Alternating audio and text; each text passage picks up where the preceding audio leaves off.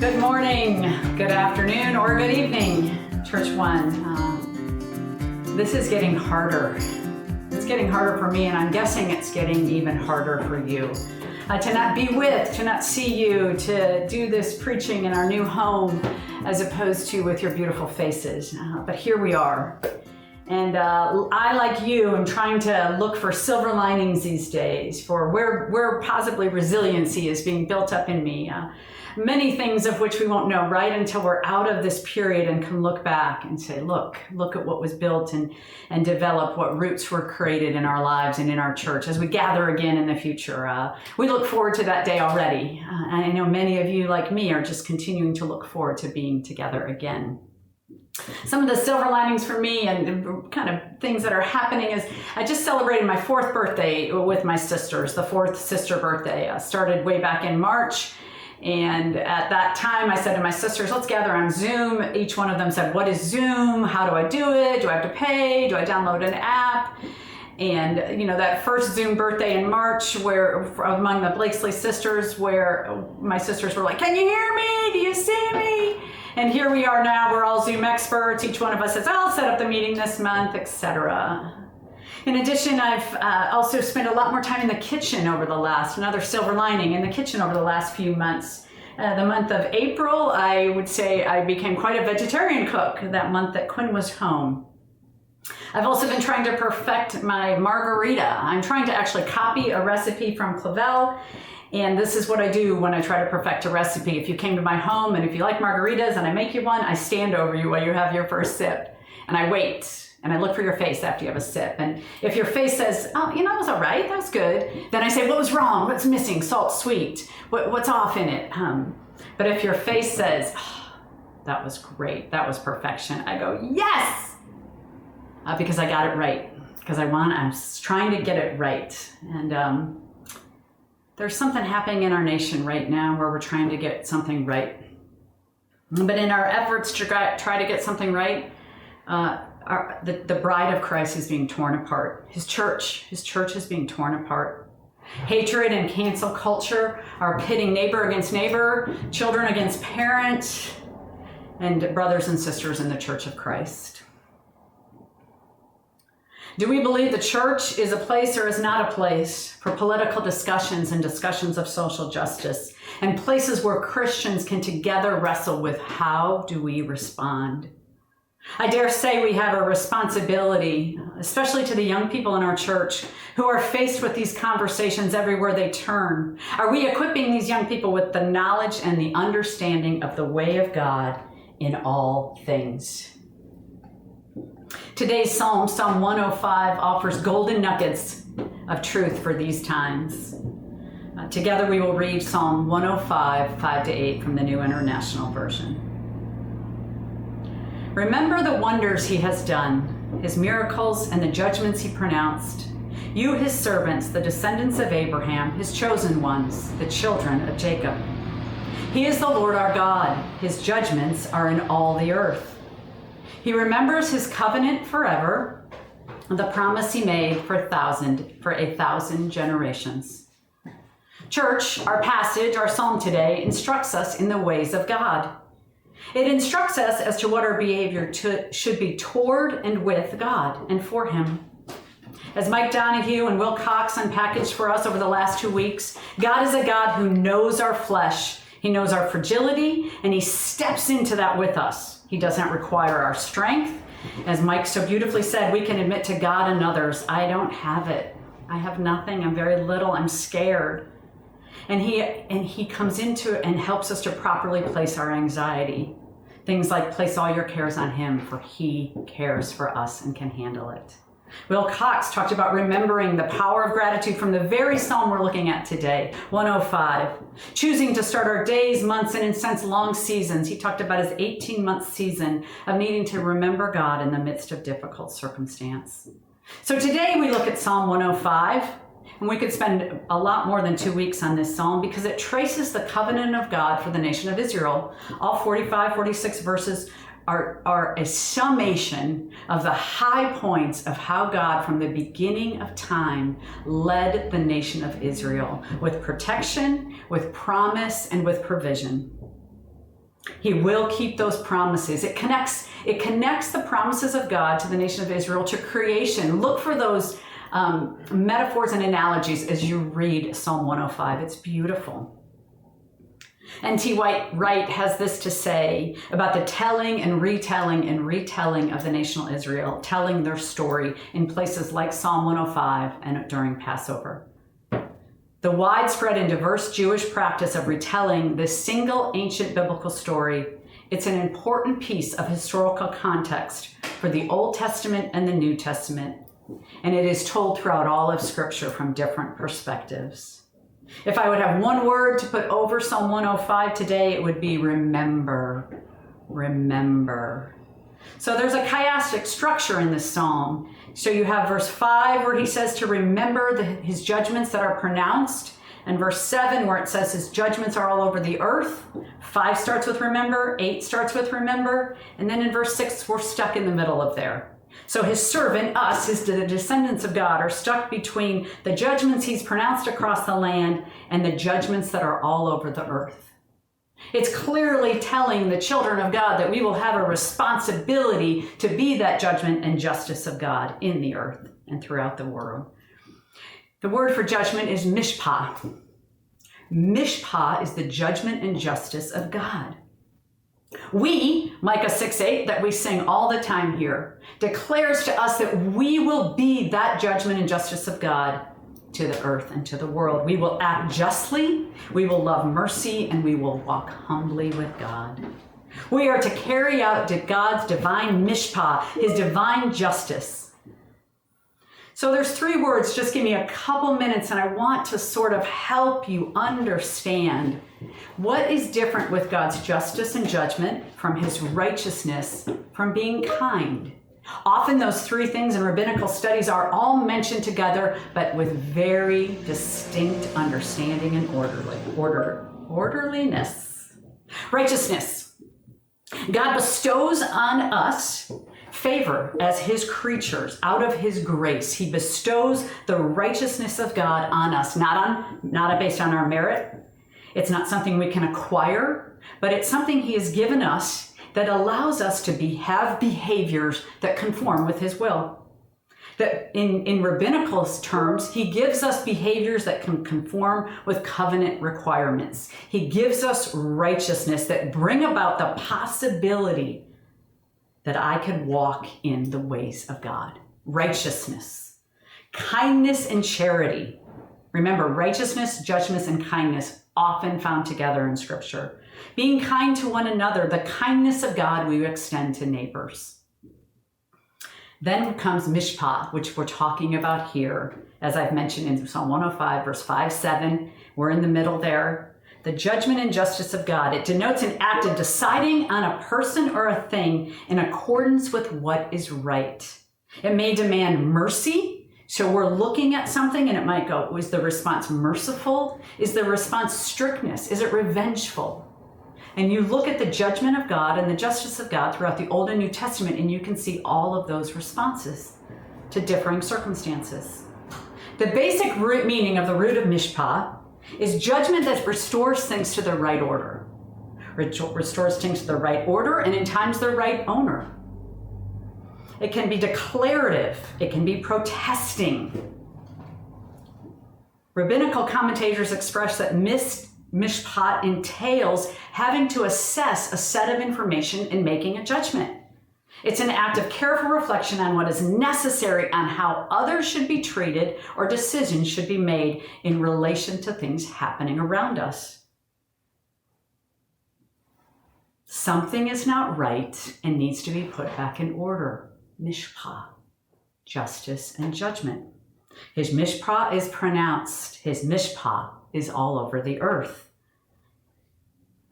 I've been studying the history of the Black church in America, and in many ways, the Black church in America was birthed out of mishpah. It was birthed out of an understanding that something is not right. The protest that birthed the Black church in America post-civil rights is one of a historical church that was birthed out of an attraction to God, an appeal to God's justice and judgment, an attraction to his justice and his judgment, and an appeal to it. Martin Luther King says it a lot better than I can in speaking to the need for the Black church and what their call was during the Civil Rights era. And I quote, "The preacher must be concerned about the whole man, not merely his soul and his body. It's all right to talk about heaven. I talk about it because I firmly believe in immortality. But you've got to talk about earth. It's all right to talk about long white robes over yonder, but I want to sit with someone. I want a suit and some shoes to wear down here. It's all right to talk about the streets flowing with milk and honey in heaven, but I want food to eat down here. It's even all right to talk about the New Jerusalem, but one day we must begin to talk about the new Chicago, the new Atlanta, the new New York, and the new America. And any religion that professes to be concerned about the souls of men and not about the slums that cripple the souls, the economic conditions that stagnate the soul, and the city government that may damn the soul. Any religion that does that professes to be concerned about souls but not about the slums, is a dead, dry, do-nothing religion in need of a new blood." That new blood became the Black church in America. Had a historian of the Black church in America speak to one of my classes a couple weeks ago. Her name is Dr. Nicole Martin. She lives in Baltimore City. And she talks about the word that she used to frame how that Black church was birthed post-civil rights was it was birthed out of protest. It was birthed out of mishpah. It was birthed out of the judgment of God. A judgment of God that revealed a judgment that revealed a God who was equitable, alive, acting now, liberating, revolting against evil, and a God who was with the people. A God who is a God in a living scripture and sacred text, alive here and now, much echoing that Martin Luther King quote. A God with flesh, a God with the suit and the shoes, as Martin Luther King said. So when I say protest, I don't want you to think of rioting. I want you to think of justice. Because it was protest that launched the Black church in America. Against this framework, Dr. Martin emphasizes the religion and faith of the white church at that time, whose focus was on theology and right relationship with God, submission to God, a certain piety that was centered on the character of God for spirituality and theologically grounded reasons. So you have the piety of a white church and you have the protest of the Black church. I bring this up because Dr. Martin helped me understand a fear I see today from many of my white Christian friends. Some of us are afraid of protest. Some of us fear that is not from God.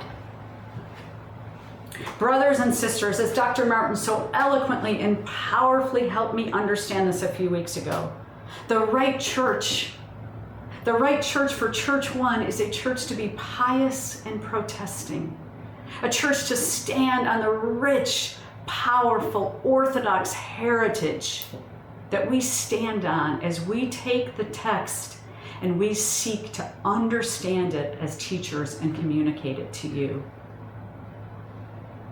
But also a church of protest that looks around, as Psalm 105 declares, and says, where are things out of order? Where is the justice of God needing to show up to bring the balance back to the scales? What is out of order? No, it needs to be put back in order. And we are God's people that have the privilege to be a part of being God's mishpat to the world. Both individually and corporately, we get to do that together. To look around and see, where is disparity? Where are people not being treated equally? And say to one another and to the watching world, our God is a God of justice. The ancient slaves fell in love with Scripture They fell in love with Scripture because it was contrary. They fell in love with Scripture because they fell in love with Scripture. A large part of their heritage, of their love of Scripture, was contrary, the Scripture, to the Scripture they understood in their African heritage. But it was also contrary to the treatment that they were experienced by their slave owners. They found the mishpah of God in the story of the ancient story of liberation that Psalm 105 today tells so poetically.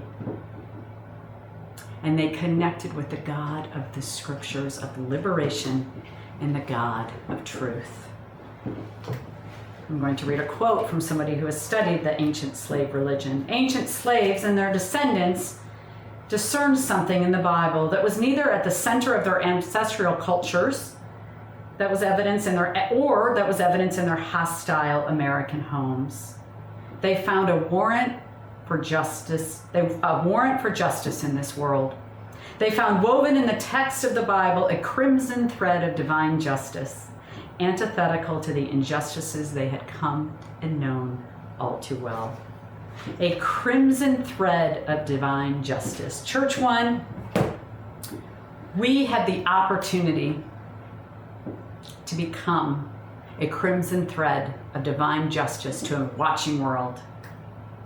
But this will require us to lay something down. It will require us laying down our swords of being right, of believing that God is on our political party side, and it will require us to open our eyes and our minds to what is happening around us and what is deserving of our protest. Where are we to stand against what isn't right in our world? Where is there inequity? Who is in need of fair treatment? My challenge, my prayer, and my hope is that in the years to come, we will look back and say we became a more pious and a more protesting church over time. We cannot let our fear stop us, and we cannot let it divide us. In ending today, we're going to say some things from the Belhar Confession. It's one of the few confessions in the Protestant evangelical liturgies that has its root in the struggle against our apartheid, that has its root in coming against racism. It was first drafted in 1982 by the Dutch Reformed Mission Church in South Africa. I'm going to start with "we believe" for each of the following statements. They're going to be up on your screen. And even if you're alone, I ask, and if you're with your children, pause it and have them read each one out loud. I think it's important that together on this Sunday, we will be declaring these things to one another and to God in our confession. And this is how we will end our time today. We believe. We believe that God has revealed God's self as one who wishes to bring about justice and true peace among people. We believe that God, in a world full of injustice and enmity, is in a special way the God of the destitute, the poor, and the wronged. We believe that God calls the church to follow God in this way, for God brings justice to the oppressed and gives bread to the hungry. We believe that God frees the prisoner and restores sight to the blind. We believe that God supports the downtrodden, protects the strangers, helps the orphans and widows, and blocks the path of the ungodly. And lastly, we believe that the church must therefore stand by people in any form of suffering and need, which implies, among other things, that the church must witness against and strive against any form of injustice, so that justice may roll down like waters and righteousness like an ever-flowing stream. I hope you have a great week, ChurchOne.